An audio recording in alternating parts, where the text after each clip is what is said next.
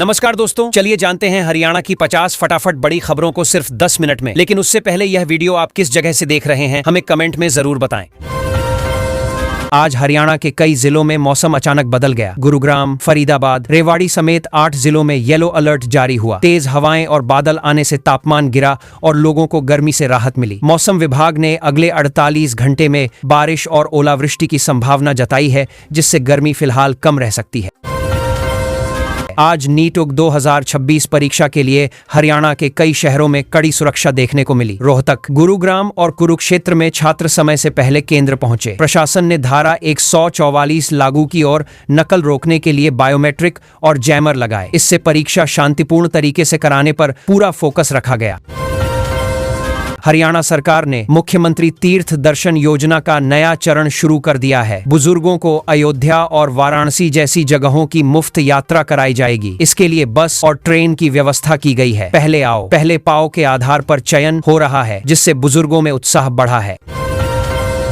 Haryana roadways में 500 नई electric बसें शामिल करने की तैयारी पूरी हो गई है। ये बसें खासकर एनसीआर क्षेत्रों में चलेंगी। बसों में जीपीएस, सीसीटीवी और पैनिक बटन जैसी सुविधाएं होंगी। सरकार का लक्ष्य प्रदूषण कम करना और 2027 तक परिवहन को पूरी तरह पर्यावरण के अनुकूल बनाना है। मेरा पानी मेरी विरासत योजना के तहत किसानों को प्रोत्साहन राशि दी जा रही है। धान छोड़कर दूसरी फसल उगाने पर 7,000 रुपये प्रति एकड़ मिल रहे हैं। आज 20,000 से ज्यादा किसानों के खाते में पैसा भेजा गया। इससे भूजल स्तर बचाने और खेती में बदलाव लाने की कोशिश हो रही है। कुरुक्षेत्र को अंतर्राष्ट्रीय पर्यटन हब बनाने के लिए नया मास्टर प्लान शुरू हुआ है। ज्योतिसर और ब्रह्मसरोवर क्षेत्र में म्यूजियम, लेजर शो और बेहतर सुविधाएं बनाई जाएंगी। केंद्र से बजट मंजूरी भी मिल गई है। इससे पर्यटन बढ़ेगा और स्थानीय लोगों को रोजगार के नए मौके मिलेंगे। खेल नर्सरी योजना के तहत 100 नए कोचों की नियुक्ति की गई है। ये कोच कुश्ती, बॉक्सिंग और एथलेटिक्स में खिलाड़ियों को ट्रेनिंग देंगे। सरकार का लक्ष्य गांव स्तर से खिलाड़ियों को तैयार करना है, ताकि वे अंतर्राष्ट्रीय स्तर पर अच्छा प्रदर्शन कर सकें और हरियाणा की खेल पहचान मजबूत बनी रहे।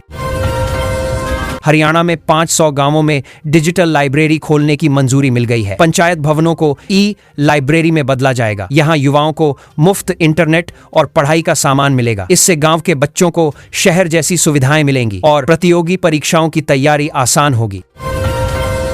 फरीदाबाद और गुरुग्राम के बीच पॉड टैक्सी प्रोजेक्ट का सर्वे पूरा हो गया है। यह सोलर एनर्जी पर चलेगा और मेट्रो जैसा किराया रहेगा। इसका मकसद ट्रैफिक कम करना है। जल्द ही इसकी रिपोर्ट केंद्र सरकार को भेजी जाएगी, जिससे आगे काम शुरू हो सके।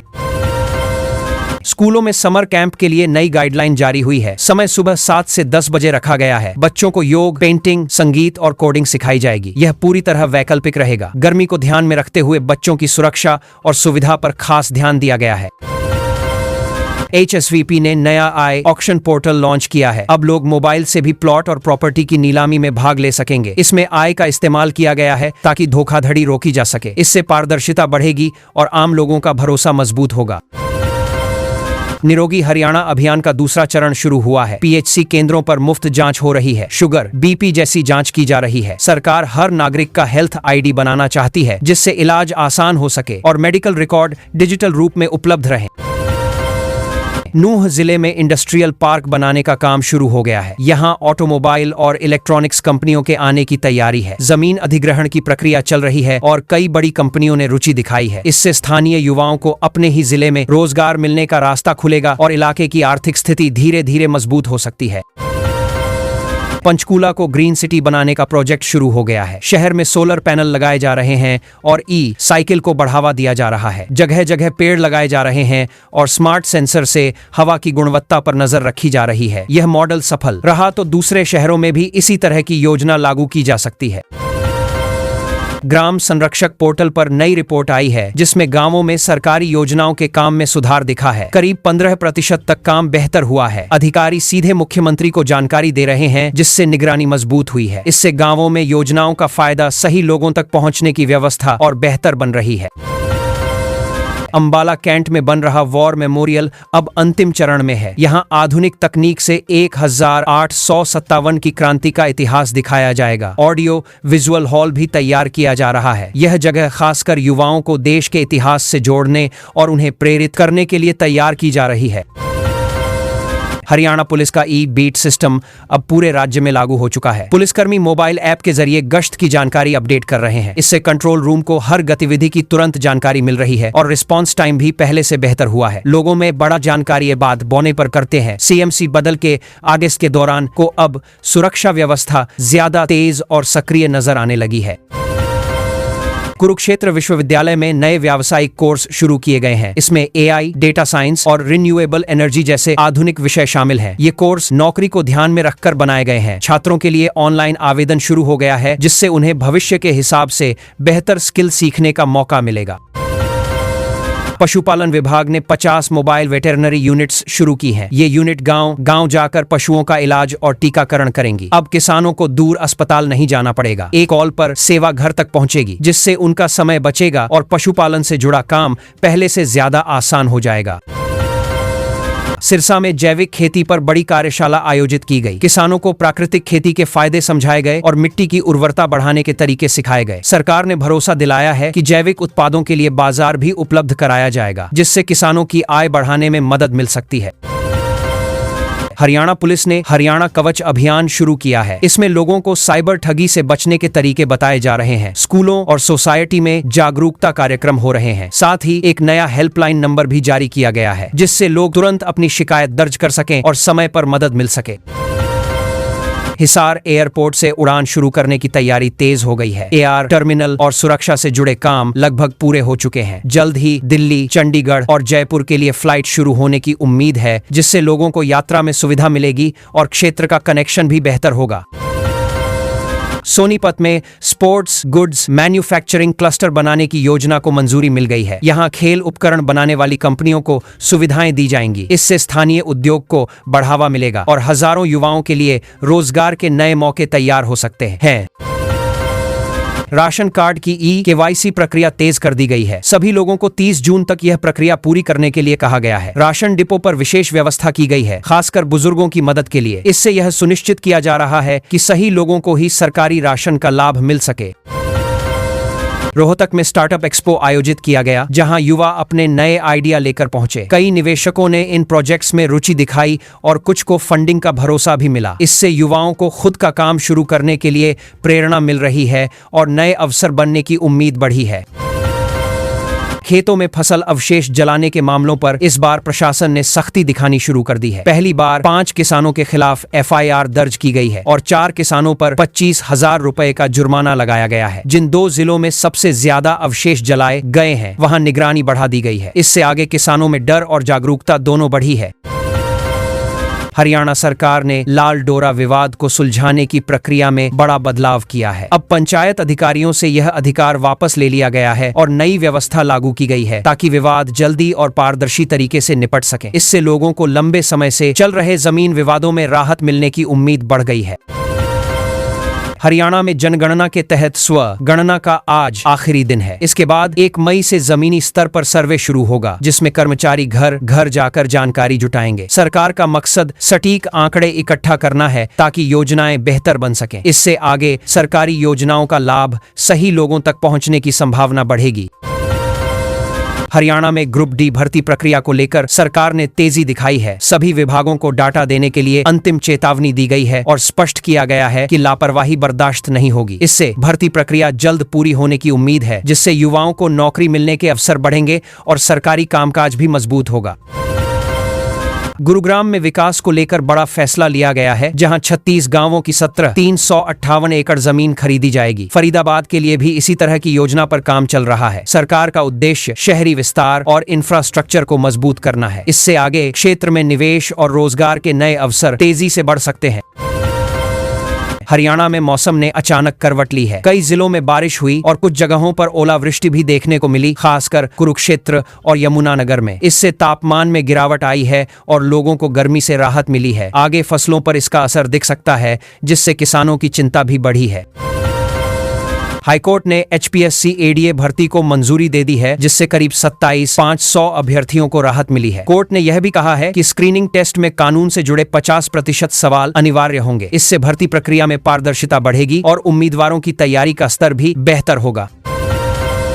हाईकोर्ट ने डीजीपी और हिसार के एसपी समेत कई पुलिस अधिकारियों को नोटिस भेजा है। मामला जेजेपी कार्यकर्ताओं के घरों में डर का माहौल बनाने से जुड़ा है। कोर्ट ने जवाब मांगा है और मामले की गंभीरता को देखते हुए आगे सख्त कार्रवाई के संकेत दिए हैं, जिससे पुलिस कार्यप्रणाली पर असर पड़ सकता है। हरियाणा में उद्योग स्थापित करना अब और आसान होने वाला है। सरकार राइट टू बिजनेस एक्ट लाने की तैयारी में है, जिससे प्रक्रियाएं सरल होंगी और समय की बचत होगी। इसका मकसद निवेशकों को आकर्षित करना है, जिससे राज्य में उद्योगों का विस्तार होगा और रोजगार के अवसर बढ़ेंगे। हरियाणा में मौसम ने फिर अचानक बदलाव दिखाया है। आंधी और बारिश को लेकर अलर्ट जारी किया गया है, जिससे लोगों को सतर्क रहने की सलाह दी गई है। इससे तापमान में गिरावट आई है, लेकिन बिजली गिरने और तेज हवाओं से नुकसान का खतरा भी बढ़ गया है। खिलाड़ियों को प्रोत्साहित करने के लिए हरियाणा के एक जिले में 18 नई खेल नर्सरियां शुरू की जा रही हैं। ये 1 मई से काम करना शुरू करेंगी, जिससे युवा खिलाड़ियों को बेहतर प्रशिक्षण मिलेगा। इससे आगे खेल प्रतिभाओं को निखारने और राष्ट्रीय स्तर पर प्रदर्शन सुधारने में मदद मिलेगी। हरियाणा में कपास की फसल पर गुलाबी कीट का संकट बढ़ गया है, जिससे किसान चिंतित हैं। कई किसान अब कपास छोड़कर बाजरा और ग्वार की खेती की ओर रुख कर रहे हैं। इससे फसल पैटर्न बदल रहा है और कृषि उत्पादन पर असर पड़ सकता है। बेटी बचाओ बेटी पढ़ाओ योजना के तहत हरियाणा सरकार शिक्षा ऋण पर 5% ब्याज सब्सिडी देगी। इसका लाभ लेने की प्रक्रिया भी आसान रखी गई है, ताकि ज्यादा से ज्यादा छात्राएं इसका फायदा उठा सकें। इससे बेटियों की शिक्षा को बढ़ावा मिलेगा और आगे उच्च शिक्षा के अवसर बढ़ेंगे। विजन 2047 के तहत हरियाणा सरकार महिलाओं की सुरक्षा को लेकर बड़ा कदम उठाने जा रही है। रात में काम करने वाली महिलाओं को पुलिस घर तक छोड़ेगी। इससे महिलाओं में सुरक्षा की भावना बढ़ेगी और वे बिना डर के काम कर सकेंगी, जिससे रोजगार में भागीदारी भी बढ़ेगी। निवेश को बढ़ावा देने के लिए हरियाणा सरकार रेड कारपेट पॉलिसी ला रही है। ओमनिबस बिल के जरिए जटिल कानूनों को आसान बनाया जाएगा। इसका मकसद निवेशकों को आकर्षित करना है, ताकि राज्य में उद्योगों का तेजी से विकास हो और आर्थिक स्थिति मजबूत हो सके। हरियाणा में 14 मई को 13 जिलों में बाढ़ से निपटने के लिए मॉक ड्रिल आयोजित की जाएगी। इसका उद्देश्य आपदा प्रबंधन को मजबूत करना है, ताकि किसी भी आपात स्थिति में तेजी से कार्रवाई हो सके। इससे प्रशासन की तैयारी बेहतर होगी और लोगों की सुरक्षा सुनिश्चित की जा सकेगी। हरियाणा में स्वगणना का आखिरी दिन रहा, जिसमें सिरसा और करनाल सबसे आगे रहे, जबकि नूंह सबसे पीछे रहा। अब जमीनी सर्वे शुरू होगा, जिससे सटीक डेटा जुटाया जाएगा। इससे आगे योजनाओं को बेहतर तरीके से लागू करने में मदद मिलेगी। 1 मई को हरियाणा के सभी स्कूल बंद रहेंगे और सरकार ने स्पष्ट किया है कि किसी भी बहाने से छात्रों को नहीं बुलाया जाएगा। अगर कोई स्कूल नियम तोड़ता है तो उस पर कार्रवाई होगी। इससे छात्रों और अभिभावकों को राहत मिली है और नियमों का पालन सुनिश्चित होगा। पश्चिम बंगाल से हरियाणा जा रही एक बस बीच रास्ते में खराब हो गई, जिससे यात्री 24 घंटे से फंसे हुए हैं। यात्रियों को खाने पीने और ठहरने में काफी परेशानी का सामना करना पड़ रहा है। प्रशासन की ओर से मदद में देरी होने से नाराजगी बढ़ रही है और आगे व्यवस्था सुधारने की जरूरत महसूस की जा रही है। नूंह जिले में स्वास्थ्य सेवाओं को मजबूत करने के लिए दादू गांव में नया नर्सिंग कॉलेज खोला जाएगा। इससे स्थानीय युवाओं को शिक्षा के अवसर मिलेंगे और क्षेत्र में चिकित्सा सुविधाएं बेहतर होंगी। सरकार का मानना है कि इससे ग्रामीण इलाकों में स्वास्थ्य सेवाओं की कमी को दूर किया जा सकेगा। हरियाणा सरकार निवेश बढ़ाने के लिए ओमनिबस बिल लाने की तैयारी कर रही है। इसका उद्देश्य जटिल कानूनों को आसान बनाना और लाल फीताशाही खत्म करना है। इससे उद्योग लगाने की प्रक्रिया सरल होगी और निवेशकों को आकर्षित किया जा सकेगा, जिससे आगे रोजगार और आर्थिक विकास को गति मिलेगी। हिसार में एचएसवीपी ने अतिक्रमण के खिलाफ बड़ा अभियान शुरू किया है, जो 44 दिनों तक चलेगा। अवैध निर्माणों पर सख्ती से कार्रवाई की जाएगी और पीला पंजा चलाया जाएगा। इससे शहर की व्यवस्था सुधरेगी और सरकारी जमीनों को खाली कराया जा सकेगा, जिससे विकास कार्य तेजी से हो पाएंगे।